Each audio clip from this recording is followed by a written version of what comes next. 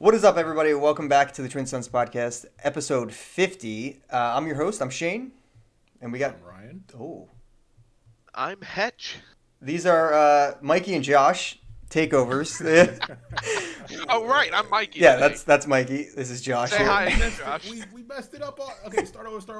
Redo it. Oh no, new take. And go.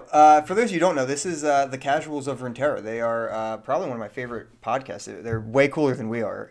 Literally, What? they. Oh, shut up. I know, right? These guys cover literally probably what I consider my favorite content, which is really the story of Legends of Runeterra, right? All the cards, all of the art, the story narratives of the champions, what's going on. And I've learned more from these guys than I have from Josh and Mikey, even though they know all the lore. They haven't taught me anything, so I appreciate everything I've already learned from you guys. Before we dive, Keep it a secret.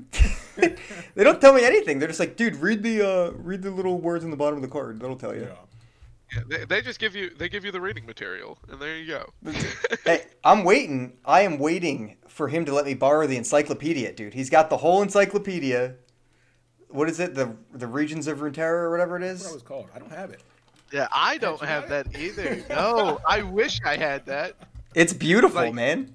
Yes, sale at it's one point. gorgeous. I'm broke. It's probably like $100. It's 100. Nothing the too big. encyclopedia is cool though, because I know it focuses on the regions and the areas. Yeah. Which is something that Runeterra, the game, is getting more into. Oh, yeah. Instead of just having the champions, they're starting to talk more about the surrounding places, especially in like the quote section Mhm. of the cards. They talk more about the surrounding versus development. Yeah. Yeah, I mean, even the landmarks are all area-based, Yeah, right? yeah, And landmarks are cool. yeah, they're doing the Twitter Yeah. thing where they're showing off, We just found out And- why Lee Sin's blind, right? Wasn't that just one of the... That's actually a retcon thing. Oh. Which is awesome because we've talked about it before, where they have gone back and changed a lot of the lore to kind of make the story more cohesive. Like, so Riot has clearly put in a lot of work to just Yeah. make it a good story, Yeah. but you can't really shine on it in a game like League of Legends. Right, That's yeah, not exactly. bad mouthing League of Legends. It's just League of Legends is you go in 5v5. Right. It's just a fight to the death. Like, so you can't really spell any of this out, and you don't have time to really focus on what that story is. Whereas with Runeterra or Legends of Runeterra, you have that time. So it's a better medium for it. There's some beauty in the retcon situation. So Hedge and I played League very early, right? So we played like when beta came out. I remember hearing about it on the Giant Palmcast to Forever when they were talking about it. One of their segments where they would look at games that were still in development. So that's how I kind of got ahead of the curve out of nowhere. Never played a MOBA, never heard of one. And with the original set of League of Legends, you had a bunch of stories that was like, okay, cool, they're doing lore, but they're not really trying too hard. It was very isolated. Right. So with the retcon situation, us coming back to League of Legends lore now through the lens of Legends of Runeterra has allowed us to have as much excitement as somebody learning new lore. So we don't know everything. Like we're not the the last say on the lore stuff. So a lot of things in the encyclopedia, a lot of things that we're seeing online now being published on the League of Legends universe pages. Oh, yeah. That stuff is cool because then we can compare about what we knew as lore when we were bigger fans at that point. Right. See, like, Yeah, I'm already we're learning not the stuff, man. experts. We're not the experts. We're just really huge nerds. That's what experts are, man. That's perfect. True. Fair enough. Before we dive any deeper, I do have to shout out our sponsor real quick. We got Runeterra CCG is always coming through. Awesome sponsorship that we have going on. But lately, I mean, the article game has been insane. They have so much stuff happening. They got Den, the European champion, writing. I think he put like 3 articles out this week. Mezame's got off-meta decks with like sharks, with monkeys, with... what other animals? I think there's a dog deck in there. He's got all sorts of animals in these decks, so they're sick. How dare you badmouth my messengers like that? It was just like, I think there are dogs. I love dogs, man. They are the goodest boys, and they're finally getting the representation. They are. They have finally made it. Other than that, check out their deck builder. They just put a deck builder out. It's super nice. We were just talking about it with you guys. It is super nice. If you haven't checked it out, give it a look. You can make decks now and read articles in the same spot. But guys, we're here to talk about the Casuals of Runeterra, Legends of Runeterra, all that good stuff. So I guess we'll go, I'll talk about your podcast in a little bit, but I just want to know more about you guys individually. Gaming history. I mean, obviously, Ryan, you just said you've been playing League since beta, which is like 12 years ago, probably, right? At that point. We're old phobies. What else is Ryan in there in the dated gaming? it so early. Hatch, you want to go first? Yeah, I'll go first. So I'm very much of like the gaming generation. So like some of my earliest memories are playing on my dad's NES, playing the Super Mario and Duck Hunt. Like that, the traditional like early '90s first video game stuff. But then I was fortunate enough throughout my life to get chances to play on the majority of every console near its launch.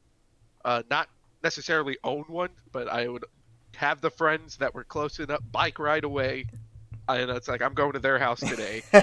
So I've been playing video games for virtually as long as I can remember, but specifically with I guess like the internet age, it was League of Legends. For me it was about a year after beta, and then like took a little bit of a break, and then Runeterra came out, and I was plugged in as far as with the people that were still playing League and still like logged into like my Twitter and all the updates from Riot. Oh yeah. It's like yeah, like let's go ahead and just I'm down to play some nerdy card games too. Let's do this. Yep, absolutely. Yeah, mine's fairly similar to that. It's funny, Hedge. I don't think I've ever asked you that specific question, but my mom had, a Super Nintendo. She went through a phase, like a very brief phase, where she thought she wanted to see what game was about, and bought a couple of the consoles and brought them home, and never really went further with it. A young kid, I picked it up and ran with it, and then getting towards middle school and high school, it was something that was just a part of my life. Like the deal was in our household, she would buy the games if I could find a way to buy the console. So I would do the whole lawn cutting and do whatever, cleaning, lemonade stands, did it and that worked. So I had all the consoles, like Hetch did as well, and got into every game possible. The biggest gaming moment was probably Halo for me. Yeah. Oh yeah. Where I was all in. All my friends had it.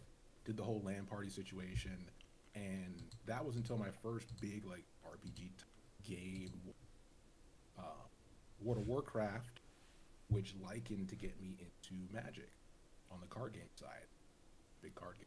So that kind of tumbles into where we are now, where got into League of Legends, knew what League of Legends was, but went back to still playing Magic. Played Pokemon, Yu-Gi-Oh, all of them.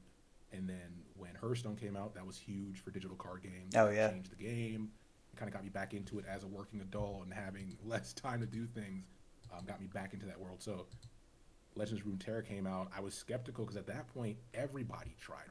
Right? I mean, we were going through the whole Artifact. Yeah, really. Artifact was fresh off of it too. Yeah. Rest in peace, Artifact. My lord. Yeah, that's kind of the brief version of that. That's not my book. It will be on sale soon. Yeah. That gives you the full story. The Memoirs of the Beefy Darkness, published by Hetch. Make sure to send me that when it comes out. Oh yeah, there's a comic book in there somewhere. We'll get you a signed copy. Please. We'll sign your copy, Shane, and Josh's copy won't be signed. Oh, that would be perfect. Since he had to go and live his life. Yeah, he's super rude. I mean, super rude. That's actually hilarious. All right, I love it. I love both histories. I remember, so we had the NES at my grandma's, so Duck Hunt was all at my grandma's every time. It was the only station, only console there. But yeah, my biggest, memories is probably Halo. I mean, skipping school in second grade to Halo 2 LAN party at a friend's house was like the moves, man. The moves. So we talked early. Oh yeah, dude. Well, I had a 9-year-old brother, so okay. He was like, "You're coming with me, dude. We're teaching you the ways." Yes. Like for me it was Melee. That's a good one. Super Smash Melee. Yeah, like that is like it. So it'd be meeting up with like a cousin who's like 10 years younger than me, and then playing with like a couple of his friends, and then one of us would end up getting nunchucked with a GameCube controller, and then we all got to scatter. I love it. I absolutely love it. All right, we talked about your league history a bit for both you guys. So one of my favorite questions to ask any guest is how you actually heard about lore, because you guys went over it a little bit. So personally, it was just at the 10th anniversary thing when they announced the game. But I've heard like crazy stories all about how, you know, friends drug people into lore, or they just saw an ad. Like someone, I forget who it was, but someone's like, yeah, I just saw an ad on Facebook, and now they're like super legit at it and, you know, winning tournaments and stuff. Forget which player it was. But like, I'm super curious. How'd you guys hear about it? Was it just the 10th anniversary? Mine was, I got lucky. So, you know, first of all, let me say, if Riot doesn't start RiotCon, once COVID starts, yeah, dude, seriously. Stuff, RiotCon, that's the name. It needs to happen. But I say all that because I heard about it when they did their initial push into more titles. Like there was a lot of rumor mill going on about, hey, Riot's going to release like 5 games. Yeah. I was like, but they have one. Why would you just jump from 1 to right. 5? Like, no, they're doing a 5 game, they're doing a card game, they're doing a MOBA, they're doing a, you know, and I was like, okay, well, some of those sound plausible. The other ones, nobody really wants a 5 game. But I mean, oh, don't tell Mikey, man. Mikey will cry. I don't know. I mean, League could. Their property's so strong. It's true. Support them all. But because of that original rumor mill, I just kind of started following certain, you know, Twitter handles that were kind of paying attention to it. Right. So the moment there was ever a leak of the card game, okay, I'm on it. And at that moment, I was kind of in that limbo that most people get in a lot of the time when you play Magic, right? Where you hate it for a couple months and you love it again and you hate it. Yep. I was in hate mode, and I was also done with her, right? And a lot of it was the business models, how those models were affecting those games in the long term as they got older and older. Oh yeah. I didn't like the direction they were going. So as more information started coming out about Runeterra, I was like, it's too good to be. And then it happened. Hedge can tell you about, you know, when we started the cast and the conversation we had before we decided to do the Yeah. podcast. God, you talking about like the traditional trading card game player mentality of just like 2 weeks of like, this is the best, and then another 2 weeks of I'm not playing today. I hate everything. Yeah. I hate everything. Who plays this deck? Yep. And for me, it was a little bit more from. I almost said like the Twitch scene, but like I'm too old to keep up with Twitch now, so like No, it was following the YouTubes of a lot of streamers that I do like Disguised Toast, Kibler, and who's the other one that was like got me that I heard it from. I'm blanking on it, but I was like seeing them talking about Runeterra coming up, and at least like you know, talking about how they're gonna maybe do like a sponsored stream during the beta and stuff. And I was hearing about it from a couple of my friends who are still very active in League of Legends too. And then I got into the beta and gave it a try, and then I was just like, oh, okay, no, this is fun, because that was me. This was on the heels of me kind of giving up on Hearthstone. So very similar to like how Ryan gave up on it. But I gave up on it a little bit faster because I wanted to go all in on Magic the Gathering Arena. Mm-hmm. And then Arena, then I realized like trying to go all in on Arena that I was like, wait, I don't want to play Standard this week. I want to play Commander. Like I still love playing Commander. Yeah. And that's probably the worst thing that happened for me for 2020 was I couldn't play Commander. Right. But then it's like I can't play Commander on Arena. And then on top of that, after like a full year, sometimes Arena just doesn't even work. So then you couldn't play at all. And I was like, okay, let me give Runeterra a try, and just fell in love with it. So here we are. I love it. I love hearing these stories about it, because you know, I never heard that one either. Just like the big names, Kibler, Disguised Toast. I think Dog was playing it a good bit then, or was going to. I wanted to say, you know, friend of your show, one of your guests, Jeff Hoagland, was the one. Yeah. Because I always watched Jeff for Magic stuff. Yeah, great Magic player. Yeah. He was one of the Magic streamers that wasn't. let's say he wasn't religious with I play Magic, so anytime a card game would come out, he would deep dive into it and kind of tell his viewers that were watching the Magic stuff about these other card games he played. Right. And that was another venue where I was like, okay, I know this is coming. I know I'm going to try it out. Pros are actually talking about it as a legitimate contender. Yeah. Then I need to actually pay attention. Right. Yeah, and Jeff loved it. I mean, you know, he dove. He probably was one of the bigger ones that dove fully on board for a bit now, and I respect it. It's a hard decision. It is. Yeah, it really is. Yeah, I mean, I told you mine. Mine was a little bit all over the place, but it was mainly just kind of like when we were going to start the podcast, we were kind of going back and forth on what we wanted to do, and it was right around when the beta was opening up, and I played it like the first time. I had been off of Hearthstone for like 2 years. It sounded like a drug right there, didn't it? I was clean. Playing Halo, skipping to play Halo at 2. Yep. I was doing, Yeah, I was doing Hearthstone on the side. Yeah, you've got a. It's like you got a slaved Magic deck that's like your 2 years Hearthstone sobriety deck. That's it, dude. Yeah, it came out, and I was just like, I'm going all in too, dude. This is what you said, Ryan. It did seem a little too good to be true in a lot of ways. I remember having so many conversations early with Josh when they were saying, we want every card to have a home, and I'm like, that's bullshit. Like, that's never happening. Like, there's no way. But they balance so aggressively that a lot of cards find homes. So it is impressive. I mean, not everything, but a lot. A lot less trash than like I said, because when you looked at Hearthstone, you looked at Magic, you look at the traditional models, it was, and this is nothing new, but they put trash in there for like draft format, but also because of that loot box stuff. Yeah, exactly. Talked about on that episode, and that's true, and it affects the game because the experience for newer players. So Runeterra is coming out, or Lore's coming out brand new. You're gonna have a lot of new players. So immediately introducing cards they will never play outside of Expedition, or that will get in the way of them getting the cards they want to play. Constructed format on a platform that's supposed to cater towards time. You're on a digital platform, cater towards people's time. That's why they're using it. Right? Yeah, exactly. That was very attractive that they actually stuck to that. Yeah, it's been a year, man. Yeah, it's been a year. It's been a year, man. It's been a quick year, I feel like, but it has been a year. And it's a great point. I mean, like, this is Josh, our co-host. He's constantly making new decks, doing really well, hit masters, and this is his first card game ever. He's never played any other card game, but he's a League fanatic. It's not easy. Dove in. It's tough. Yeah. We're proud of you, buddy. Yeah, with you talking to the casuals, yeah, we're nowhere near. I'm nowhere near masters. Like Ryan puts in more work than I do sometimes, but it's dude. Your guys' podcast name is genius. Like literally genius. So Hetch, tell him about the conversation we were having on Discord, because he talked about how he was in between. Like, he was still playing Hearthstone. I wasn't. I was kind of getting back into Magic. And then Hearthstone was coming out, and I was texting him like, are you excited? And he was like, yeah, I'm excited. No. Like, are you? No.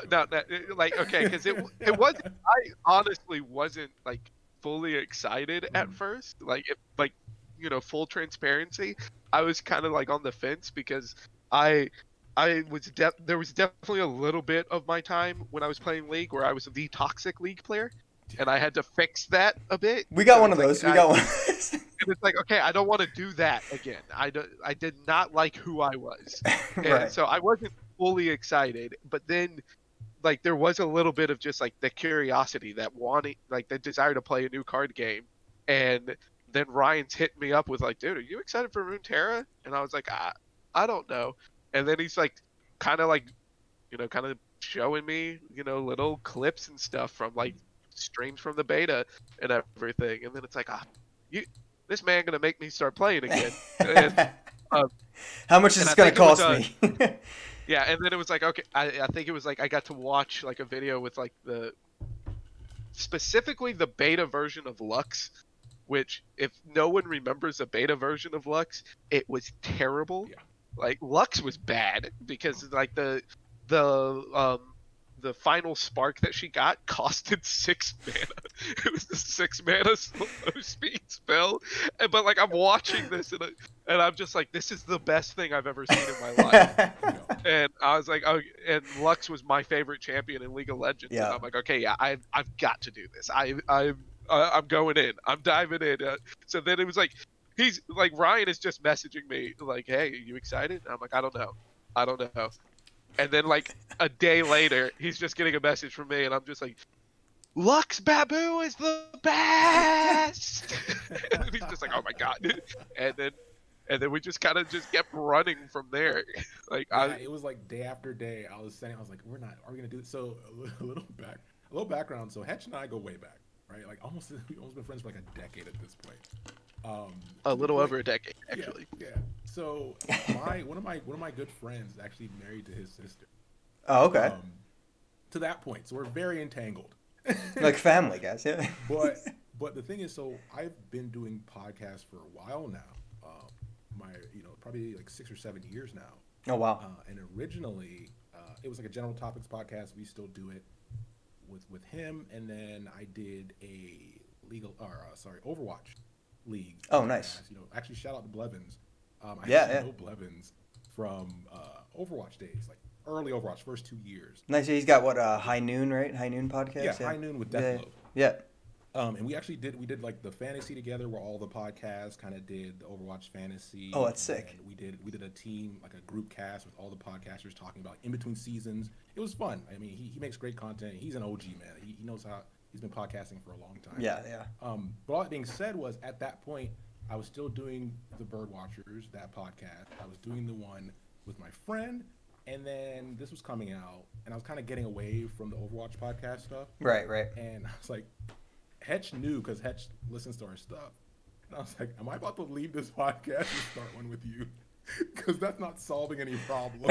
and to chime in there, because like I have zero experience with as content creation going into this, and I honestly wasn't listening to a lot of podcasts even specifically before I started working on the Casuals of Runeterra, because it was just something I wasn't incredibly interested in. But I listened to Ryan's podcast, because it's like, oh, this is my friends are doing a podcast. Right. That like gradually, like from listening to a couple like different friends' podcasts, like I listened to a couple more outside of that, and so I got to get a little bit of the behind the scenes of the Bird Watchers podcast kind of slowing down before, kind of going on a break. And then I'm messaging Ryan like, oh, Lux is the best card ever. And she was absolutely terrible. And I'm having fun building all these decks. And then like, I think like the specific line that I messaged you at one point, Ryan, was like, yeah, like you said something funny because you're hysterical. And then I responded with something stupid. And then I put, yeah, well, end before you make a podcast. And then he responds with like, you mean end before I make a podcast with you, Hedge? And then like a week later, he's like, okay, this is how we're going to do the recording. Here we are. And we started tossing around names, and that's how the Casuals of Runeterra came out. Such a quality name. Yeah, because we wanted to be casual. Like, it's one of those things, like, doing the Overwatch stuff, it was so focused on, like, it was still, I wanted to get casual people into the deeper stuff of the league and understand game by game what was going on. So it's kind of like an ESPN breakdown type of situation. But for this one, I wanted to go complete casual. It's like, hey, let's chill. Let's try to cater towards people who, are on both sides of the fence. Either you play the game or you play League, which a lot of our listeners don't even play the game. Right. Play League, but they're interested in the lore connection. So we wanted to be open to that and still be able to talk about the cards because they're so well designed and so well integrated into the content. So it just worked. It worked, man. It wasn't anything spectacular. We kind of got lucky on that one. Yeah, it works.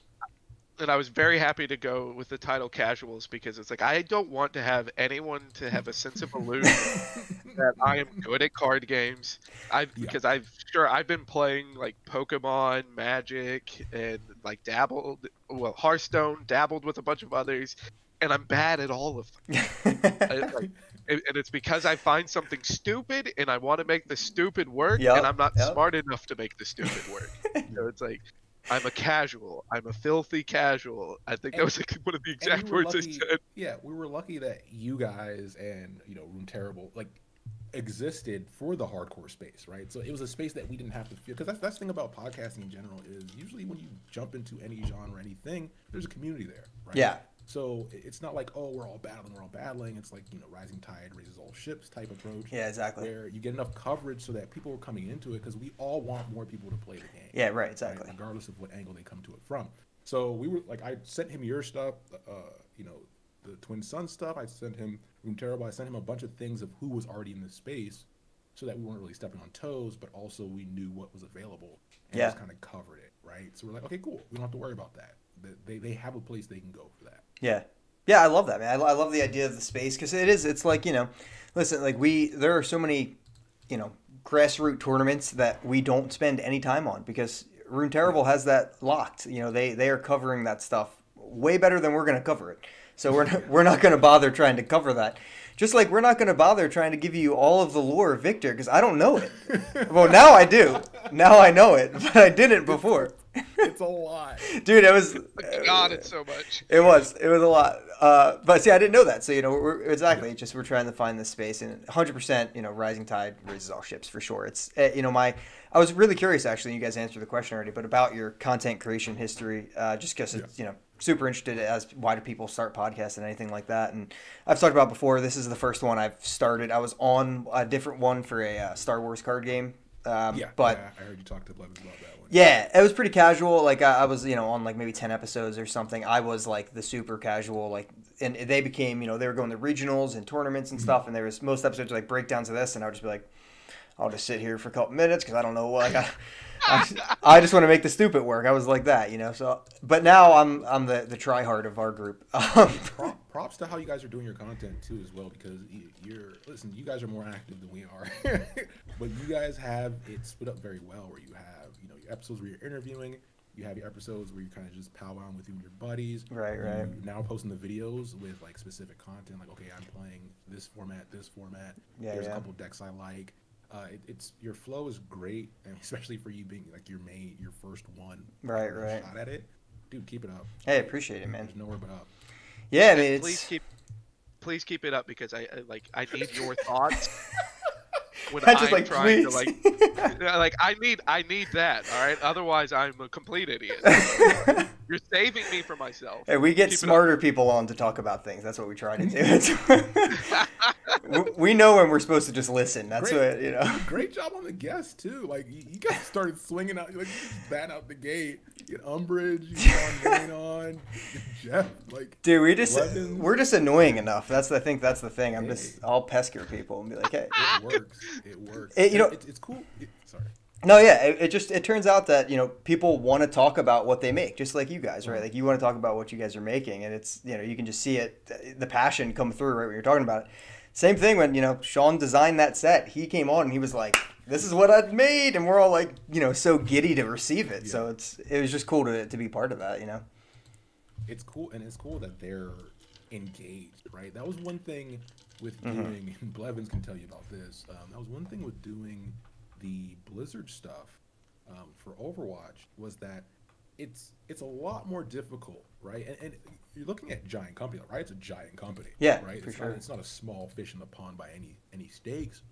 But on the Blizzard side, they were very hesitant to respond or to get involved at all, especially with how they have the league broken up from the actual developers, right? Exactly. And they're always grinding, whatever. So there's no real chance to get a hold of somebody so close to it that can spread that passion. So to see that immediately with you all, where they just hopped on like when I saw it posted, I was like, there's no way. Yeah, right.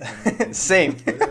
And when he followed us, and we're like, what the hell is happening, right? Like this is not supposed to work this way, but they're real, right? They're real. That's going to help them keep the game flowing, especially when you have actual competition out there. Yeah, for sure. It's really interesting too because it's, they own the IP. They work for Riot. They own the IP. So for the Star Wars game, it was made by Fantasy Flight Games, which is not Disney. So when we wanted to get them on, we had to send something to Disney to try to talk to them, and it ended up like I think we might have gotten one person on at one point, but it was such a jump through hoop situation because it's yeah, I get it. It's Star Wars. Those people were given cards from like, Solo was coming out. So they had Kira, the, girl from Solo, as a card before Solo came out, and it could be spoilers. So I get it. But it's great that, they own the IP and they're willing to talk about it so much. And like you said, just jump on. Yeah, I mean, I had the same reaction as you. As soon as he was like, yeah, I was like, are you sure, man? I was just joshing. Yeah. Pretty much. It definitely feeds into the hype because even like just like that simple follow on Twitter, like I like we had like a 20-minute conversation, Ryan and I did like after like we got a follow that was just like, crap, you want to do like a double? Like, I think we should do like a pack episode. You want to record like 8 episodes this weekend? Yeah, right. Crazy. Like, it just kind of it definitely feeds into that tide. Like, it gets more content created. Like, it's for sure. It's way too cool. Way too cool. So you guys have 33 episodes. The link to their SoundCloud will be in the description. I'm also throwing it in chat if you guys are here. But 33 episodes. I mean, you guys didn't start far behind us at all. I think this is episode 50. I think is what I said. So have you guys been doing one a week typically? That's typically what you're going for? Yeah, sometimes we double up on the weekend, or like we'll double up on 1 week, or we'll skip a week here and there, just because obviously last year was a crazy year. Yeah, that's the part.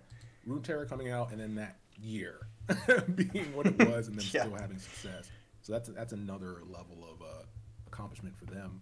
But yeah, we try to stick to one. We started doing the Point X episodes, we call them, which are more like patch focused.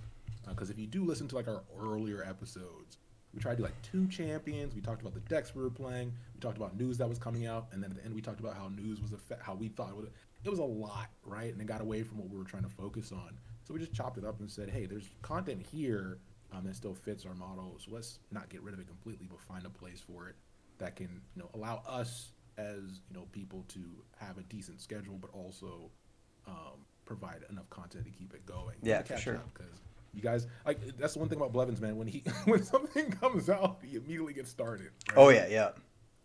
So we wanted to make sure that we were catering to the cause properly. Right. Yeah, it makes sense. I mean, you got the Aphelios episode out this week, so I mean that's right on time. That was a fun one. I haven't listened to that one yet. I'm excited for that. I actually missed Shyvana as well. The last one I caught up on was Victor. Victor was absolutely wild, dude. I was like, I'm a chemist in real life, so I do like some scientist characters, but like it's not like I'm not like in love with chemistry or anything. So normally I normally go for like the undead stuff. But listening to that, I was like, all right, dude, Victor's my boy now. Like, this dude's just nuts. All right, so you're gonna lead us into the Great Evolution. That's it, yeah. All right, we're gonna call you Victor from now on. I think I'm more Jace in that story, to be fair. So you gotta cover my bases. Yeah, now. Victor's a little insane, but dude, the Victor story stuff was like, so when we were all doing predictions about what was coming out, right? Yeah, Victor was great because we're huge fantasy nerds. I mean, a lot of our friendship started from just talking about books, right? Like, he's a huge Dresden Fowl fan. Nice. And he got me into the series and stuff like that. But we love all the different flavors of fantasy and how they cater to different audiences, right? So for Victor to see him fit so well into like the comic book villain format of things, and how much they put into that specific story. Because the crazy part about it, I don't know if anybody, any of your listeners have been on the League of Legends universe. It's a great way they put that together. Oh yeah. Most companies don't put their own stuff together that well. Usually you have to go to a wiki for it, right? Right. Yeah, fan-made wiki to figure it out. Yeah, but they had this chunky bio, and then they're like, oh yeah, we also have stories as well if you want to jump into those. And it's just so much effort that you won't get in most places. Right. To just give you that piece. We were very excited for the Victor stuff when he did actually get announced. Hedge is real good at calling them, by the way, like calling out which champions are gonna come out.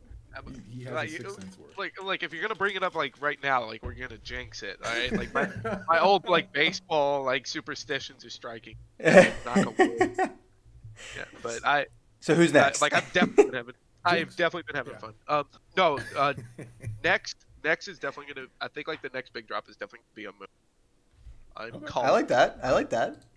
I am making that call. Prophet Hetch speaks again. Yeah, but no, specifically you bringing up like how well everything is kind of presented, like and put together in a nice, easy way to consume. Recently, but like whenever we're just talking about other stuff, like right, I love the Warhammer lore. Oh yeah, yeah, that's pretty Specifically insane. is like Warhammer Fantasy. I prefer that over like 40K, but Hmm. like there's a game that got announced not too long ago that'll be coming out, Warhammer 40K Dark Tide, and Yeah, I was telling Ryan how stoked I am for this game to come out, and I'm like I'm gonna no life it Yeah. when it comes out. So like there's gonna be like 2 weeks of us on casuals where I'm like I barely played this week, sorry. um, but the like 40 like trying to keep up with Warhammer stuff. We were having a conversation and we are talking about Ogrins, and we go to look it up. We're both on like we both have 3 tabs open, and none of the 3 tabs like so between these 6 tabs there was no overlap. Yeah. Over the sites that we're looking at. Like Yeah. and all of it is fan made stuff. Like it's all like just scattered. Like you just have to have an idea of where to look, or at least who to trust. And at least with trying to keep up with Runeterra stuff, Riot's just like, bam, here you go, silver and platter. it looks Yep. gorgeous. Yep. It's Yeah, like right. it's a silver platter. It looks gorgeous, just even going to read, and it's very clean and precise. So it's like, yeah, like this. It's like, okay, we already love to talk about this stuff. We love to go through this hassle of finding these things, and you Yeah. took all the negative away of it. Yeah. Of How course, we're dare gonna they? have fun doing this. How dare they make it so easy? Yeah, How right. dare they? It should be hard. The audacity. All right, when you were digging through all that research that you guys have been talking about, do you guys have like one fact or one thing in any of those stories that either was your favorite or like shocked you to a degree that you were just like, wow, I had no idea that was a thing? And this is a tough one. This is off the top right here. So I mean, so in our episodes, Hetch is usually being challenged by my questions at the end. I Yes. always have one for him. So Monster. he should be on his toes here. This is his moment. He's been training for this moment. Don't blow it. Well, specifically like favorite thing, and we actually kind of hit on this earlier. My favorite thing is the retcon story of Lee Sin, Okay, there you go. because original Lee Sin is not PG-13. Original Lee Sin is rough, because that one is like Lee Sin like trying to master his body and master combat, and in like a blinding rage in combat he ends up murdering a kid. Oh, yeah, that's and pretty then pretty dark. to atone for murdering the kid, he douses himself in tar and sets himself on fire. All right, and he somehow survives the fire, but the heat of it melted his eyeballs, and that was how he became blind. That's not bad. It's like the actual fairy tale stories that they don't tell you. Right. Yeah, Yeah, right. And like I remember like years ago reading that lore, and like I bought Lee Sin because like I bought the champion like the next chance that I got, so because I was metal. just reading it going, holy crap! And Oh I'm my not God. a good Lee Sin player, so that was terrible. So that's my favorite. That's Rest like in my peace, favorite team. change. It was definitely my favorite change. The thing that I'm probably most shocked about was like Gangplank story, because Gangplank plays such a major part in Bilgewater, Yeah. and that is also like the thing that's shocking about how important of a role that he plays is if you go to look up just his lore, there's very little of it. Like, you have to be diving into the full story to really get a feel of how important Gangplank is. So like all that they really give you is like they give you an idea of just how evil he is. Yeah. And that's it. Oh wow. But if you dive into it, which I mean, hopefully casuals, we keep getting to do this and we get to dive into it for y'all. Who knows? Yeah. But like when you dive into the story, it's just like Gangplank plays such a pivotal role for the region build. Yeah. The thing I was most excited for was actually the Ash stuff, because that is my queen. And the thing about that is, like, I already knew a lot of her lore and the Freljord stuff already, but Yeah. like Hedge mentioned that Hedge mentioned that a lot of it was retcon and fractured to begin with. So like Tryndamere and Ash, like you had loose things there in the same region, but not much. And then Trundle didn't exist at the moment, Right. or Sejuani. So having all that come together and being one of the main areas we have to focus on at the beginning was awesome. Like that was what I was excited to talk about, right? That three kingdom type story. The thing that was most shocking for me was actually the most recent stuff we've been doing. So like the Riven episode, the Victor episode, and the Aphelios episode. So some very recent episodes, because all of those characters are, when you look at the grand scheme of character releases, are on the newer side, right? And I know we've been playing forever, so that's kind of not really a great view to see it. But there were some of the newer characters, and in those storylines, you're dealing with real things, right? So like with Riven, you're dealing with PTSD. Right. With Victor, you're dealing with this concept of isolation and like ideology gone wild, and then with Aphelios, you're dealing with this concept of depression, right, and how that factors into his story. And that stuff is like that. Those are serious concepts that you don't really get unless the card game is like a Warhammer, right? Yeah, right. Where exactly. it's very doom and gloom and hardcore space torture. So, Give me my grim dark. Yeah, grim dark. Space torture is like the tagline of Warhammer 40K.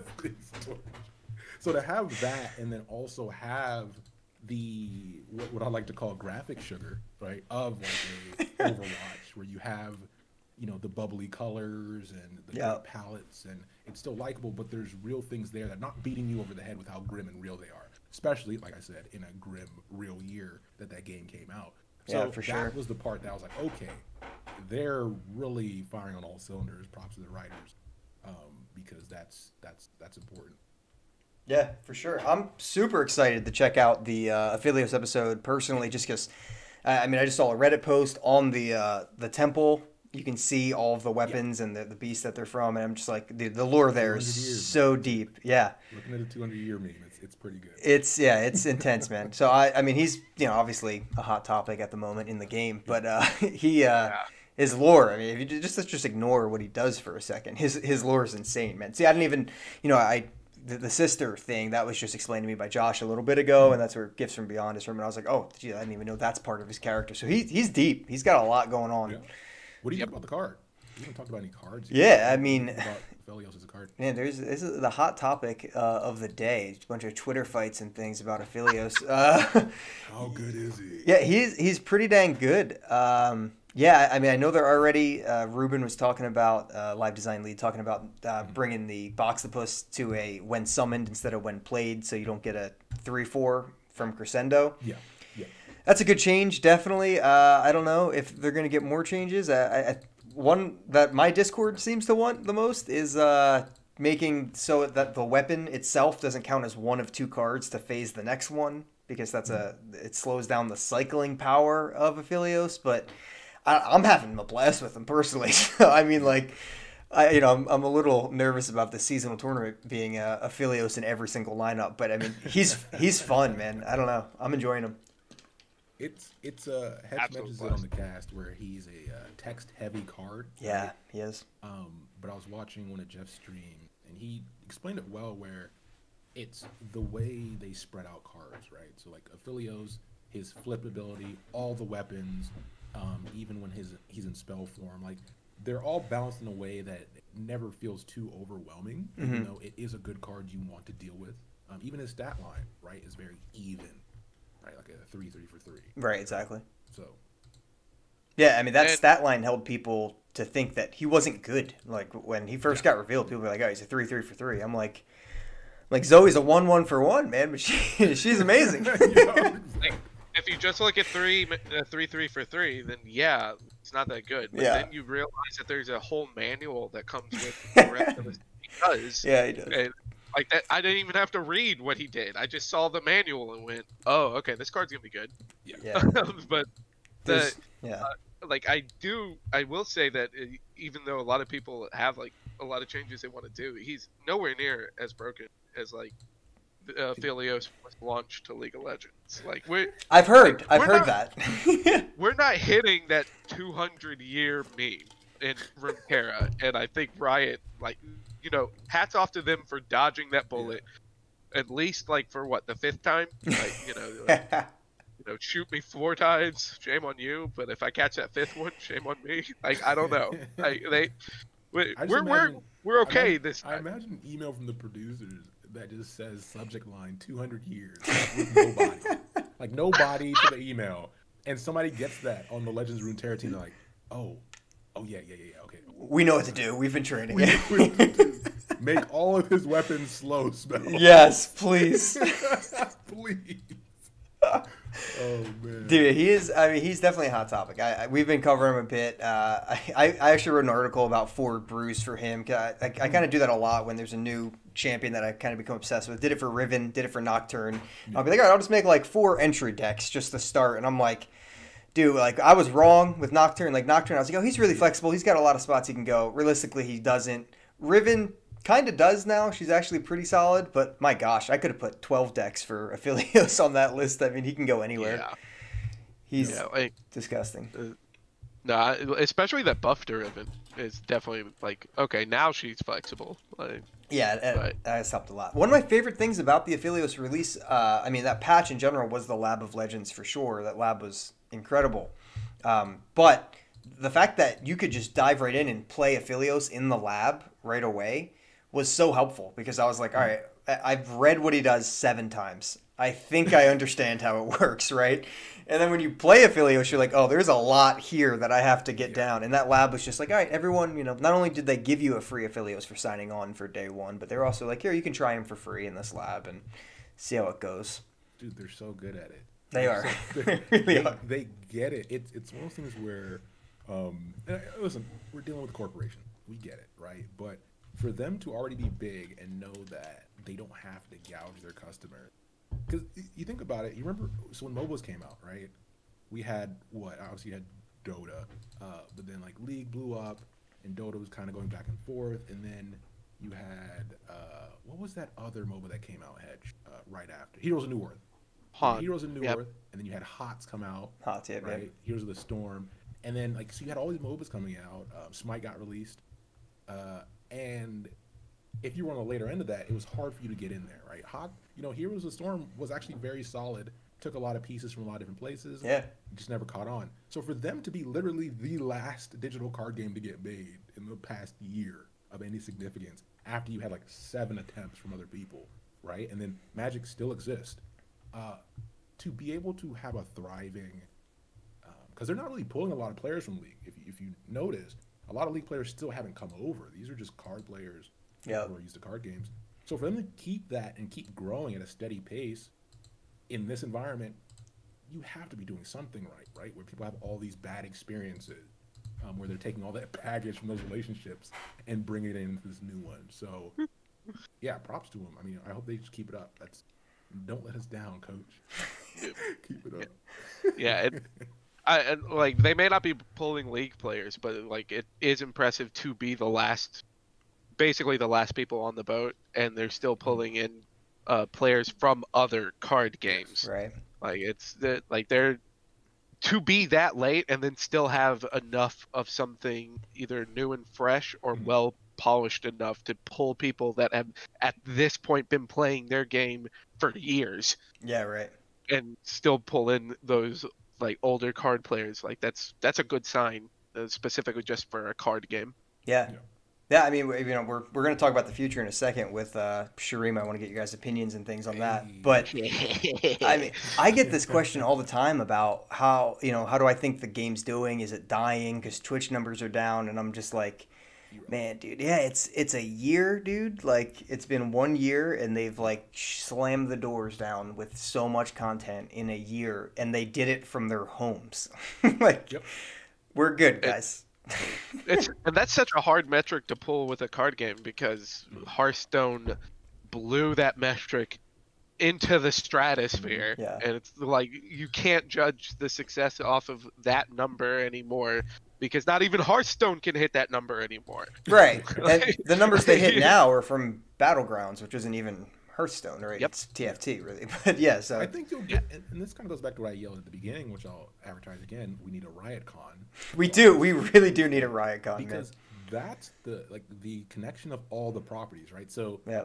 now that Riot has more than one game and they're doing well in more than one game, they can use that leverage to spread out that player base more evenly, which is what happened with Hearthstone. Yep. Where they had a lot of crossover. The crossover events have been great, right? That's great exposure. Yeah. Legends of Runeterra they have the one big disadvantage of being a difficult game. It is a very difficult game. Although they give you the tools to get into it, if you have no prior experience, and sorry, cars, there's two races around. But when you have a very difficult game like that, and you're trying to grab, beginner players and stuff like that, it's difficult, right? But it's difficult in the proper way. So, because it's difficult but fair. Yeah. And that's hard to convey for new players. So I think as we move forward, as things start opening up again, as you start to have more cons, as you start to have people feel more free, and to go try new things, you'll see that. Because you have a kiosk, like you go into a con, kiosk at the front, hey, play this, whatever. You'll have people who go straight for it, and other people who orbit around for a day, and the next day they're on there, and that's how you get people exactly into it. Was that Zed attacking with a ghost? Is that what that was that I saw at that kiosk? And then you go back the next day. Let me try that out. Yeah, I mean, you're on point. I mean, BlizzCon's in like a week, right? So I mean, we're definitely talking about the right topic. Man, they do have their celebration coming up, the anniversary celebration. I think it was in April. They said it was the official launch, but I mean, I doubt it's anything like a con or anything along those lines. Probably extreme. Yeah, they're not. But you're right. I mean, that would really help, man. That would really, really help. What do you think? I'm like, we've talked a lot about the con before, like, is trying to get something going like that. They're at a point now where that's not even a troll idea. Like, it's something that I think that I think they got to be thinking about it. Yeah. But I will say that, like, I'm kind of, if they wanted to like take more time to put like some more stuff in, I think just me as someone being a big fan of the lore, I would also be fine as far as if they're just giving, as long as they're putting out more content. Which, like, the thing that was super surprising with going into this year was the roadmap that they gave us in like December, right? And that was like for 6 months of a scheduling thing. So, but the game's dead. That was the game's dead. Yeah, I saw the Twitch numbers.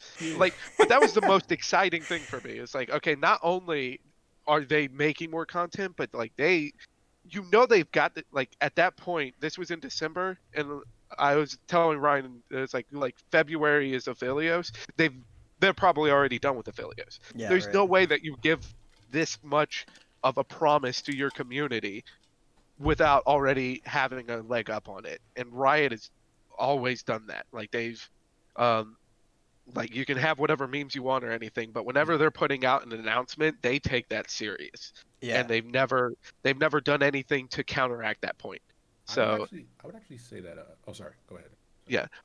I'd be fine if they gave themselves a little more time, but they do have to, kind of start putting more of their name out there. Mm-hmm. But I'd be okay. Specifically, if you want to do more of the, some fun things, give me a card with Earth on it. I don't know if you know Earth. Yeah. But I need an Earth card. All right. Don't do Earth mode. Yeah. You don't want like the Earth game. Lab. You don't want Earth Lab. No. Because if Earth mode was like reduce cooldowns and no mana costs. If you do something like that in a card game, it will be the most toxic thing ever. Just chaos. Yeah. Just give me a card with Earth on it. That's all I want. To your point, as far as like seeing the growth, one thing I've been looking at, which I think may fare more. I'm not a statistics guy. But I think your Reddit presence makes a little more sense. Like the social media presence, right, and the growth there versus like your YouTube or your Twitch, because it's all about a person playing the game and then going to seek more information. Right. So, you know, the podcast, that's a great sign of it as well. So like if somebody checks out the game and then they go further of like, oh, I'm going to listen to Twin Suns, right? Or I'm going to listen to multiple podcasts, or I'm going to go watch a video. Like those secondary leaps are going to show you how much you're pushing players to be more involved with the game. For sure. Because a newer player has a better chance of bringing in another newer player than an pro or an older player does, right?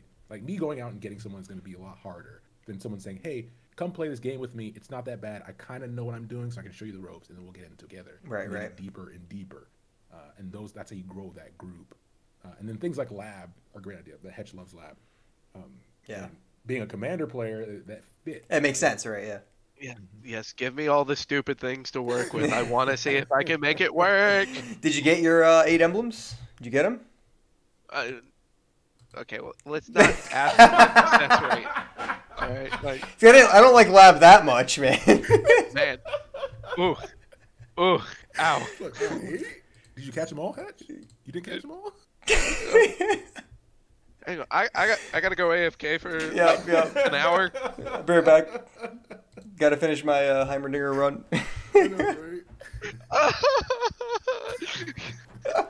I didn't mean to call you out like that. Jeez, I feel bad. Oh, that's funny. No, I totally agree. I mean, 100%. And, you know, if the YouTube numbers were super far down as well, if, like you said, if the Reddit was a west, you know, just desert and just no one was there, you start to get worried. But there's plenty of conversation around the game, so I think we're all right, guys. And like you said, we got 6 months of content planned out. They have more than that. Exactly. That they work on this stuff so far in advance. That was one of the most surprising things that I heard when I was talking to Yip the first time. He was like, "Yeah, we started designing this 6 years ago." I was like, "I could have been playing this 3 years ago, dude! Like, hurry up!" But yeah, I mean, they're so far ahead in content. It's insane. So, all right, we have Shurima coming. I haven't heard a whole lot about Shurima's lore personally, but some of the champions are my favorite champions from League. So I'm super excited to listen to your guys' episodes about the Shurima, because the very little bit that Mikey and Josh have filled me in on, I've been like, what is going on? Like, what is Azir? That's insane. Yeah. So what are you guys most excited about? I guess in two terms, I guess to play and also to cover as Casuals of Runeterra. Go ahead, Edge. Okay, so I've already kind of like, you know, made my hot call, like the hot take, which is going to be Amumu being there. Which, do not get me wrong, that's a hot take. Like it's because I don't listen to this man. He's no, bumping himself up. Okay, now you're saying that it's not, but here's the reality of why it is. Because if I'm like trying to be like nail it on point as much as I can, Azir has to be up near the tippity top, all right? Because he's like that's one of the biggest figures as far as the champions that we currently have, all right? Sense, and then they always go with champions that have interlapping stories with each other. Like you have Ashe and Tryndamere, you have Darius and Draven. So in Shurima, you have to have Renekton and Nasus. All right. If I wanted to just hit a point and know for 100% sure, I would say Renekton or Nasus. But that's not fun. That's why Amumu's a hot take. All right. Okay. And like Amumu, like when he first came out, his lore was literally just a mummy that got revived and wanted a friend. But people that got too close to him died. Like, and that was it. Right? That was like his first lore. Like it just wasn't. It's very like, Olaf based, right? Like Olaf's, you know, wants to be warm and without the joy. Like Olaf has the joy of the death, and then he gets sad that it wasn't him that died. Like, so Amumu is just so like, dark. No, I'm sad that you have died, and I'm sad that I don't have a friend. So that's why that's the hot take. But I do think that as far as excitement-wise, the thing that I am going to be most excited to talk about is actually going to be when we get past the champion introductions for Shurima, and we can start talking about the stories of Shurima, because it is a fallen and dead empire. Yeah. And we've already gotten to talk a lot with like Anivia and with Zoe and Aurelian Soul, with how old the land of Runeterra is and how far back a lot of these stories go. And all the times that we bring it up, it's like, oh, they've seen the rise and fall of great nations. And instead of saying that line, we get to talk about a nation that fell in more detail than the Blessed Isles, which we know nothing about because it died. And we just know that it's now the Shadow Isles. So I like that's going to be the thing I'm most excited for, is when we can get past it. You know, Riot, prove me wrong if you want to with Amumu. I'm going to die on that hill, though. I'm calling that one. But you know, prove me wrong if you want, but give me the content. I'll get those intros out, and then we're gonna talk some story. I'm gonna get super nerdy. It's so, you know, my focus is more on Shurima as a region, what I'm excited about. But I'll say the character. Mine was Amumu as well, but mine was from the marketing producer standpoint. Because listening to the Sean episode where he talked about their approach, right, as far as which champions they picked. Yeah. Amumu on a complete consensus of the character people like in that region the most, he's the most iconic. Yeah. Right?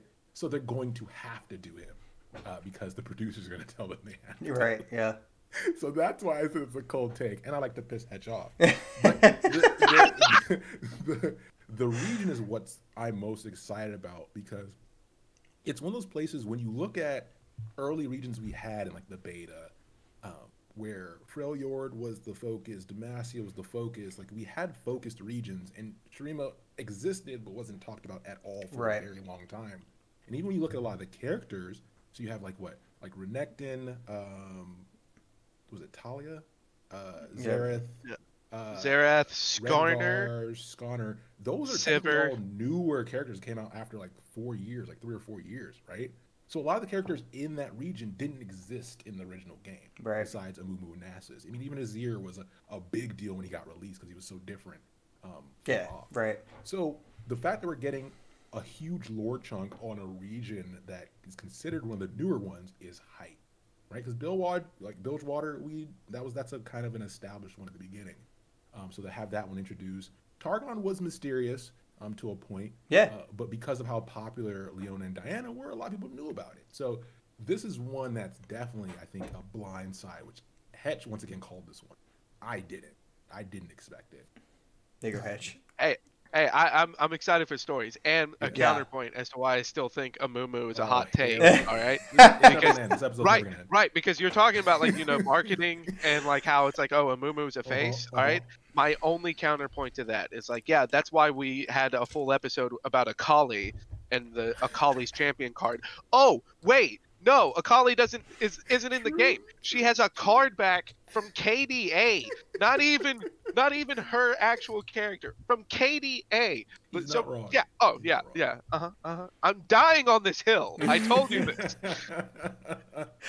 Dude, I'm honestly so excited for Amumu. So I'm with you. I'm with you, Hedge. Well, and just a nod of the hat to Twin Suns. One that I would like to see that you guys talked about. God, I forget which episode, but y'all talked about having Rammus in the game. And I want to see what the OK keyword will be. Yeah, right. But I want his keyword to just be OK. Okay. Dude, his like, voice lines, his voice interactions are going to be out of this world, dude. Yeah, like you drop a champion, like whoever you drop says something to Rammus, and it's just, okay. They don't even have to change. They can just keep all the original voice lines. Oh, gosh. Shane, where do we start with him? So obviously he's a beefy boy, right? He's got to be beef. Do we give him a dumpy? Does he have like a fat butt? Like, what does the toughness look like? Oh my gosh. Yeah, how do you? This is what we were just talking about. How do you encapsulate speed? We lost Hatch. He's gone. Why'd you have to say, do we give him a dumpy? Like, why you got to do this to me? Have you seen Rammus? I mean, he has Challenger. We know he has Challenger, right? Because that's directly from the game.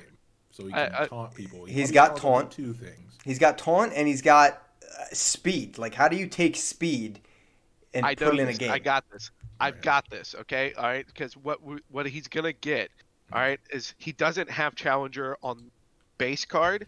It's gonna be tough and Scout. All right. So he has Scout. Oh wow. As far as that being the speed, and then his level up can be the number of times that he's blocked or been blocked. and make it just like a bunch of times. And then on the level up, he gets Challenger, and that's him with the taunt. Oh. And then have it a thing where it's like the amount of damage I take, I deal back. And because like he's, you know, he does League, like it, you know, his armor stat builds up at damage back at them. All right, so that's how you get the speed. Is the but scout without the Lee Sin kick, because we don't want to. No Lee Sin kick, please, guy. And then if they did that, that would be a fun way to have like another scout region instead of just Demacia and Bilgewater. Yeah. So then open up a bunch of weird, stupid decks, which I'm here for. You know, I do get this like this battle hardened vibe from all of I know nothing, but from Shurima I get this battle hardened vibe of, you know, Nasus, Renekton, and Mumu just like they got dumpies. They just eat damage, right? Like all day. So I feel like we got it, and the tough doesn't do enough for me there. Like what Hetch was saying, like some type of damage reflection, or Mumu and Renekton drain, right? And so does Nasus, he drains nearby enemies, right? So like some type of like, when I take damage, I heal X, or when they take X, they take half, or something along those lines. I feel like has to be in it somewhere to get through. And Ryan's gonna hate me for saying this because it's one of his least favorite things. All right, but because Nasus is one of the few like hyper carries of League of Legends, so alternate win condition. Oh wow, that's a hot take. I'm not sure like how we're gonna how to do the alternate win condition, because he does it in the in League from doing like last hits on minions. Yeah. So I don't want it to be like another Fiora win con. Right. But I think like an alternate win condition of just something ridiculous that it's so hard to level up, and then but like he gets it, and it's like, all right, we gotta answer it this turn or it's GG, and that like I think that'd be fun. And look, I can already see how angry Ryan's you are. so mad, dude. I'm disgusted. My stomach hurts. Dude, I'm so excited. Like, I'm all about the under characters, just the side stuff. Like, I absolutely love all of the side characters in this game. They do such a good job. But just looking at the 6-month little setup they have, and just zooming in and just looking at the art of like some archaeologist chick, and then some little like mech robot that looks like he's from Borderlands or something, like, you know, just like archaeology, like that type of stuff. I'm beyond excited to see how they go with that aspect of a desert. Like, that just super intrigues me. Like, I like all the, you know, there was that one art they teased. I think it was like an Egyptian looking thing, like draining something. If you guys saw that a while ago, that looked super sweet. All about that as well, but I really like just the random side characters, like just like Ballistic Bot in Victor's art, and just like him just sitting there just being this weird freaking robot with a cannon, like all about him. Yeah. We talk a lot about side characters in the way they handle them very well. Like so well. Right? Like Yoni. Oh, really? Like, seriously. to have these named characters that have popped up in stories and then using them as these legendary style cards is really cool. So I can see a lot of that in Shurima. Absolutely. Yeah. And like they've already established, as far as specifically with the I forget, I'm blanking on the name of the card, but the Spell Shield Poro, and the fact that Zoe was in the art for the Spell Shield Poro. Yeah. So then that already had the community at that time buzzing about Zoe coming into the game, and then Zoe did come into the game. So like obviously everyone's gonna be excited for a new card and a new set. That's always going to be true, but they've already kind of started setting this this guideline of like, yeah, look at the full picture that we're trying to give you, because there's a lot of hints in there. Yeah. So I like that's that keeps it exciting, but it's also like something that just keeps the underlying story alive. Oh yeah. And it gives us, like, not only does it give us like a lot of reason to kind of go and look at the source materials, but it also gives us a lot to talk about that's not even factual. Like there's because then we get to have like these what if conversations because of these cards that are getting introduced, and whether like the importance that the characters on them have to the story. And it's like, oh well, what if this is something that's important, like the all the dragon guard that they introduced with Shyvana. Like all of a sudden that story between Shyvana and Jarvan the Fourth grows, because now NPCs, faceless characters suddenly have faces. Yep. And so voice the story lines just gets and richer. stats. Yeah. Voice lines. Yeah, their voice lines, like there's a personality. Yeah. Like Yeah, there's, right. like you're breathing life into an already living story. Like it's great. So it makes it so much fun. When the MMO comes out, you guys want to start a podcast? Oh, dude. Okay, so yeah. Yeah. We already got the message chain going. We got the message chain going. Yeah, it's. I love it. We do have a plan for that because obviously we want to keep doing Runeterra, like Legend of Runeterra stuff. Yeah, it's down the road a bit too, so you got time. We do want to balance because we're gonna play it. I mean, but we do want to balance back and forth between connecting it because it's all connected, right? Yeah. And this feels like they're actually taking this game seriously in the sense of representing the story properly, right? So that when they get there, it's like, okay, now, League of Legends didn't really give you much. It gave you the bases. We established a little bit more of it, kind of intertwined things and settled things out completely. Right. Okay, so now in the MMO, you go deep, right? When you start talking about races and stuff like that. Right, exactly. In the actual world. So yeah, there'll be something and we'll be involved in it. It's going to be interesting and I'm here for it. Oh yeah, I mean, jeez. If I see one of the side characters from Runeterra, if I just see a Neandroid somewhere, I'm just gonna be like, dude, like, what is happening? Which region are you creating your characters? So you get to create your character. Which one? That's a good one. Honestly, I've always been a Shadow Isles fan. Okay. Most of my mains in League were Shadow Isle. I play Hecarim, Thresh. Like those are like my two favorite characters. So it's hard for me to not say Shadow Isles. But as of, Bilgewater's great. Pirates are cool. That's not what's speaking to me right now. 100% Targon has spoken to me for sure. Like Targon was such a sweet release. I mean, it's so unique. Like that actual region is so interesting. I loved your guys' episodes on that. Just learning more about that when that was coming out, and I was like, oh, I need to know like as much as I can right now because I don't know what is happening. Like, what are these Celestials? What's going on? Had to find out more. So that type of stuff. Yeah. Heresy. Space torture. And then you got space torture, dude. Dude, I'm telling you, that's all it is. But see, when I recently watched like Dragon Prince on Netflix. I don't know if you guys ever seen that. It's good. It's pretty solid. And I haven't watched it yet. There's a lot of Targon stuff in that. There's a dragon at the top of a mountain. There's these light elves that are kind of Solari. Like there's a lot there that really just felt like connected. And stuff like that. Right, exactly. So I was like, yeah, I right now I'd probably say Targon, just because my whole life I've always done the Necromancer. Like I played Undead in Warcraft 3. Like I always done like the dark stuff, but I'll go Targon for right now. What about you guys? That's actually a great question. I'll let Ryan answer first because mine's obvious. It's not even obvious too. I have to serve my queen. Okay. I know what it is. Like, yeah, I need to do her bidding, and whenever I can. I love that. To make sure her life is better. I hate how transparent we've been because it's for me and Ryan just staring at each other. It's like we already knew. I will be in Demacia. I will be doing everything I can to protect the Lux Groundsguard. I love it, dude. Fight for equal rights for the mages of Demacia. I literally love it. And listen, Valentine's Day is coming up. All right? And we're trying our best here. I love how well it was delivered, though, dude. Just like I have to. I mean, if her life's better than my life's better. Oh God.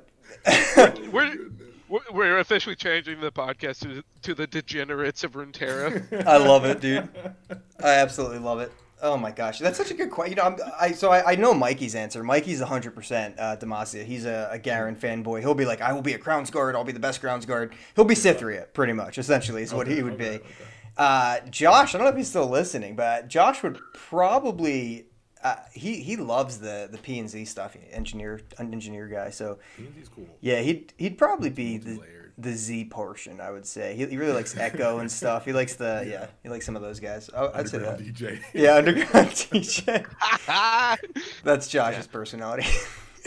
Yeah, well, you're not trying to like cast any hate on anyone, but Mikey and I will be in the superior region. I understand. Yeah, Suppressing magic, by the way. Well, I will defend Lux's rights, all right, just from the shadows. Okay. I was going to say, Mikey's going to be defending Garen, you're going to be defending Lux. You guys will cross paths at some point, I'm sure. Yeah, like Silas will be the middleman. The middle manager.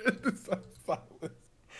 Dude, I really am so curious as to how many races that game is going to launch with, because it's just obnoxious, man. If they can, so yeah, let's speculate. I mean, if you need us to shut up, let us know. By the way, No, you're good. We're both Caribbean. We will talk for way too long. Yeah. So my thing is, when I look at what their approach might be for the MMO status, right? Because the whole thing is approachability. I think as long as they take the time valuable aspects of certain games, like World of Warcraft recently introduced a couple expansions ago something called Mythics, which is like a raid experience, but you don't have to commit that much to it. You can have your smaller groups and stuff like that. Right. I think if they go with the approach of having these smaller pieces they've introduced in the latest versions of that game, because I mean, World of Warcraft definitively the most successful one, right? It's still around For sure. I think that approachability, while taking some matchmaking stuff from like Overwatch and other games that are adjacent, and they have their own MOBA as well, which they've learned from. I think taking all that stuff, it gives them the leeway to do more regions. You can do more characters and focus more on the breadth of things, right? When you have much more accessible gameplay rather than saying, okay, well, if you pick one region, then you get to go really deep with it, right? Because most people are going to want to make multiple characters to experience multiple stories. Oh, for sure. They're so different from each other. So yeah, I could see them going the long way and say, hey, we gave you League of Legends, we gave you Legends of Runeterra to prep for this. We're going to hit you over the head with a lot at once. Or they could be stingy. Who knows? And give us like two, and then spend years introducing the other one. I think they'll just beat us over the head with, hey, here's all this stuff. Here's so much, yeah. And then, I mean, it's quickly becoming one of my favorite universes. I mean, it's so expansive. It's insane. I mean, no, dude, it's cool. It is. It's got everything. Yeah. And well, I am kind of stuck brainstorming on Shane's question about how many races that they would launch with, because again, like though removed for a while, like I was a League player, I hate Yordles. All right, like I'll put it out there, like I hate Teemo. All right, they're a very love-or-hate thing.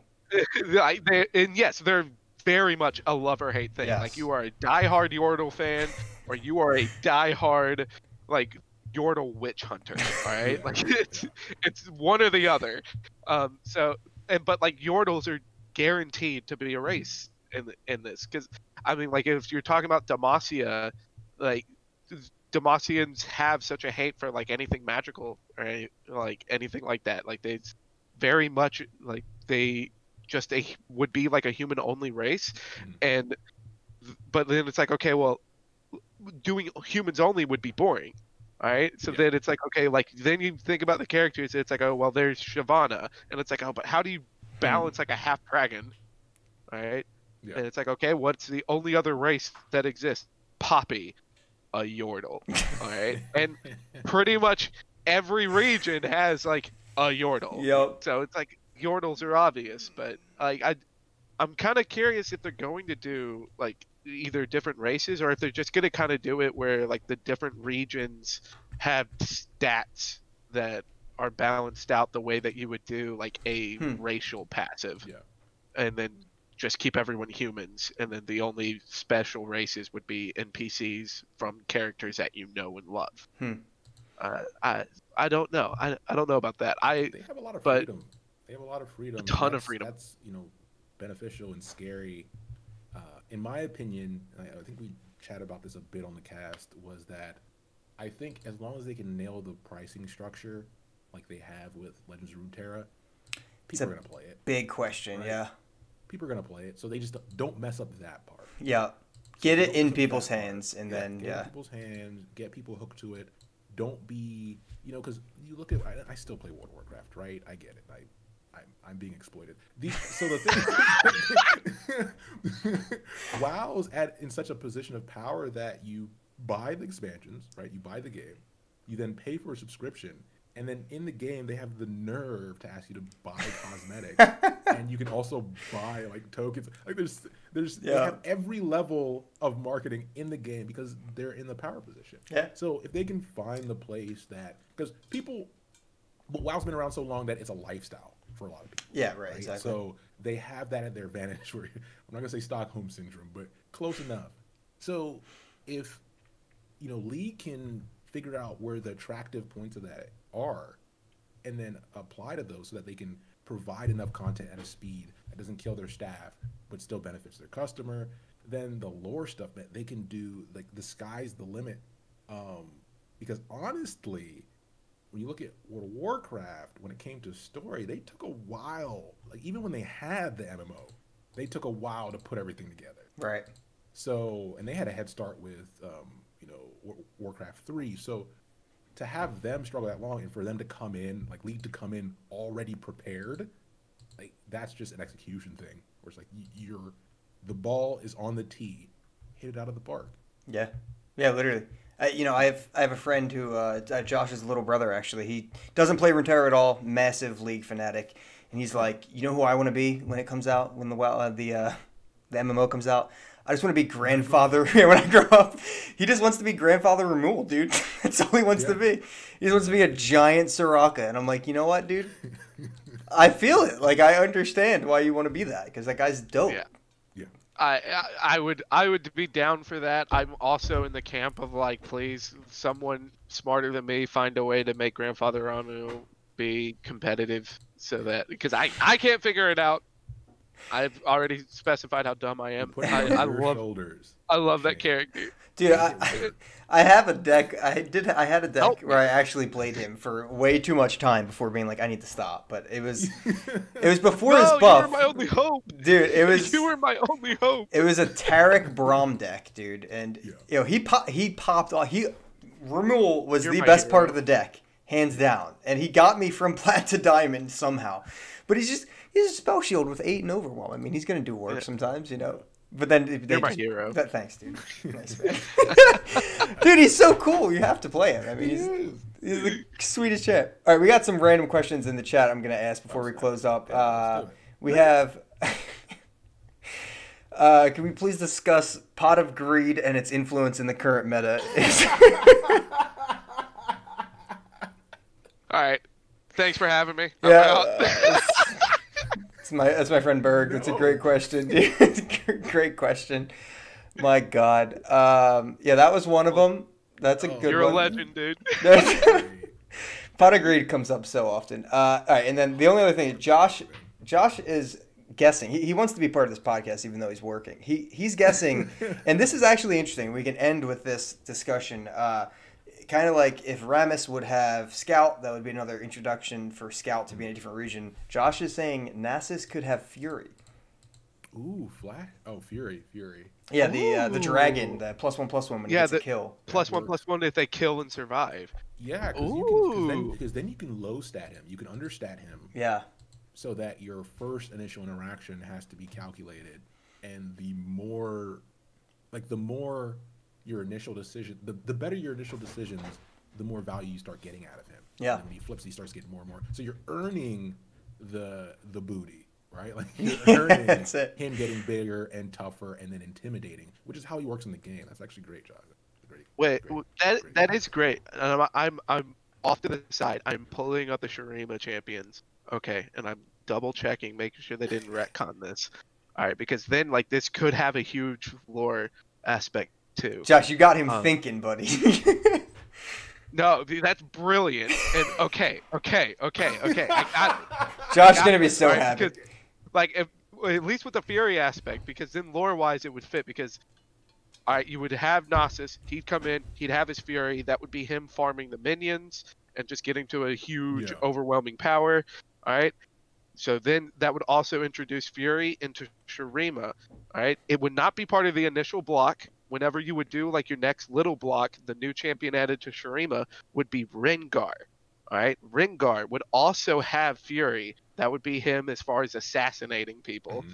All right. Because Rengar just comes out of nowhere and deletes someone. Mm-hmm. All right.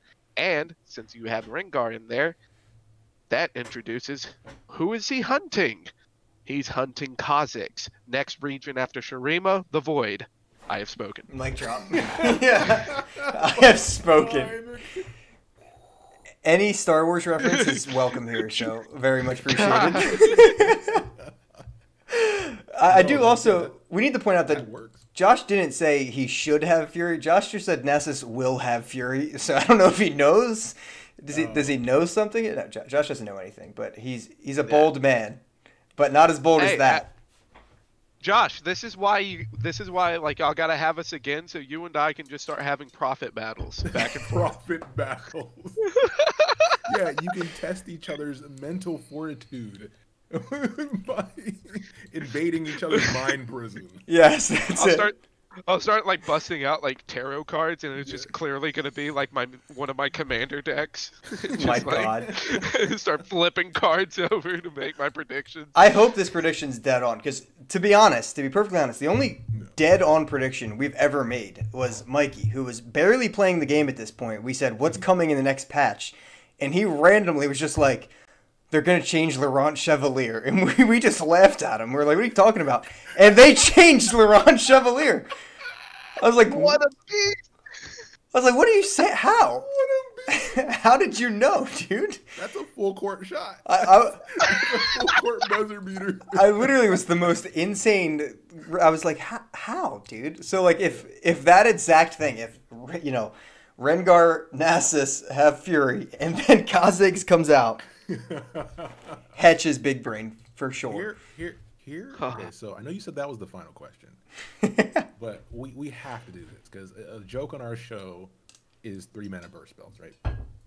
And oh my God, he found it so boxed. And the card we have to talk about, because in a couple of your episodes, this constantly comes up. Hush. Now, when you guys are talking to Sean, you're talking about, Hush has been in discussion. Are you scared? He's like, I'm not scared. Everybody was like, we're not. Because it started off with people were scared. Yeah, people were scared. Everybody kind of got comfortable, and then Hush came out. And from day one, the amount of tweaking they've been trying to do to that damn card, we had to know how you feel. Because them taking it back to 3-mana burst spell puts it in our realm of meme territory on our show. So it's great. We now say because it went from 2 to 3, it's more broken. Go with it. Yeah, it makes sense. How do you feel about Hush? Yeah, I mean, like, I actually want to look this up one day, but I don't know what card has been changed the most. Hush is definitely competing. I know Kallista's another competitor for sure, but I mean, as of late, it's obviously, I mean, Hush and Lee Sin that come to mind, but yeah, I think it's in a good. I'm happy with it because I can play Victor now, and not everyone is running 2 Hushes, so I can play Victor and maybe actually get him to do something. But I don't know. I'm gonna speak to Hetch's heart here. I do miss the days where I could cast it 3 times with Lux on board and then just start blasting. Yeah. And then I started blasting. Just start blasting, dude. Anyways. Oh God, like you get that Hush like super late game, and then it's like, oh man, I have 12 mana, and all of a sudden you're casting 2 lasers at once while you silence literally anything that hits the board. Entire board. I miss those days. But so good. In all reality, it's probably found its home for a while. I do think 3-mana Hush is okay. I think it's alright. I might get in trouble because I didn't ask for permission, but read a direct quote from my message chain with Ryan here. It's a message I sent to him. It's Hush nerfed to 3 mana, and then I put in quotation marks a quote from Ryan. I'm calling the police. That is what Hush has always been for us. My God. These 3-mana burst spells, they're too powerful. They need to make a character called Hush. At this point. Might as well. Yeah. I'm still I'm kind of still in the ballpark where I feel like Hush is a little too strong. And it's not necessarily just because it's like, oh, I hate Hush and like all these things. It's more because before this, every silence effect is specifically been for a follower. And you could tell that there was a design point where like you could feel that Riot was working hard to make sure that your champion choices never felt like they couldn't do what they were made to do. Like you could get countered, like you could be in a late game with a, you could be at the late game with a unflipped Lucian, and a Tryndamere is going to run you over. Right. And it's just like, you know, at that point you're playing a card game. You got countered. Deal with it. Like that's, like they had that, but there was never a point where your champion was never going to not do its job. Yeah. And Hush is the card that makes your champion not do your job. Before that, like you had to jump through hoops with detain and purify on the detain target. Like that's the closest you could get. And then like the other counters are 7 mana fast spells, and then at a, like before at a 2 mana burst speed, your champion suddenly doesn't do its job. Yep. So I think even at 3 mana, it's still a little too strong. Honestly, I feel like they should bring it down to fast speed, like, because I get that like most of the silence effects in the game are burst speed, and I get that that's something you'll kill it. Yeah, like dead at 4. they clearly, yeah. It's like they clearly want it to be a Targon effect, but like there's so many decks that are built around a champion. Yeah. And especially if like someone newer comes in and like they put all this work into trying to make a champion work, and one card without them being able to respond just says nope. They should just rename it to It feels Nope. bad. Name it. Rename it Nope. It is now Nope. Too bad we have Nopeify. Dang it. Freaking Nopeify, dude. Guys, I need you to tell me what is coming next and tell these people where to find you. Like I said, the links that they're about to say will be in the description of the video for sure. But where can they find you? You can find us anywhere. And as we tell our listeners, if you can't find it, you're lying. It's there. It's on everything. You can follow us on Twitter. Is a great way to keep up with the episodes. That's at Podcast Core. That's Podcast COR. And you can send an email to the same name at gmail.com. So it's podcastcore@gmail.com. And, you know, as always, please leave a like, follow, comment, and we'll follow up. Dude, those things help so much. Like, just the likes, the comments, the subscribe. Yeah. Like, it doesn't take much effort, and they help us a ton. For those wondering, you know, that really easy, free way to help out. Yeah, and tell us the Twin Suns sent you. Right? Let us know the crossover, because the community is important. Listen, I've done a lot of these, and it matters. So that way we also get a chance to talk about some of our favorite Twin Suns stuff with you guys. Yeah. So that way, you know, they still think we're cool without us trying too hard, and we don't want to embarrass ourselves when we're on stream with them. And I'm gonna mute my mic. Well, guys, it's been an honor. We'll definitely have you back once Josh gets back in the next couple of weeks. For sure, Josh would love to talk to you guys. Absolutely. Yeah. Also, we want to say thank you, man. Thanks for having us on. Long time coming. It's been a long time coming for sure. It's been a minute, but it's been a pleasure. It's been a good time hanging out, chilling on this Friday. Yeah. Yeah, yeah, I still was just so giddy as far as us getting this. So yeah, we were super through the moon. Super grateful. Dude, thank you so much. Thank you guys for coming on, man. I don't know what I'm gonna do for the next 2 weeks. I'm just gonna solo podcast. I guess Josh will be talking to myself, man. It's eye-opening. Listen, Sugar Shane. As long as you start off, be like, "Hey, it's Sugar Shane, baby." It's gonna catch on and keep that energy. That's it. Yeah, you got this, Sugar. Dude, you got this, Sugar. My voice will break for sure, 100%. I'll need 2 waters next time, no doubt. Oh man. Guys, thank you so much for coming on. We will catch you next time. Make sure to follow these guys for sure. Like I said, the descriptions will be the links will be in the description, and the descriptions will be in the links. I don't know what that means. Catch you guys next time.